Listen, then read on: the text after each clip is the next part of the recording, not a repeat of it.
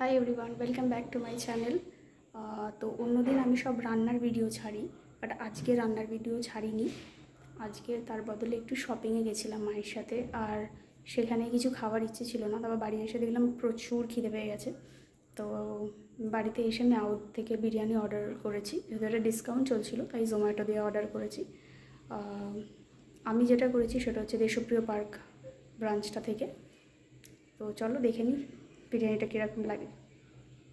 এটা হচ্ছে প্যাকেজিং, এরমভাবেই জোম্যাটো দিয়ে গেছে, কোনো রকম অসুবিধা হয়নি। আর এটা হচ্ছে বিল, যে যা লোকেশনে থাকো যদি কেউ অর্ডার করতে চাও তাহলে অর্ডার করতে পারো।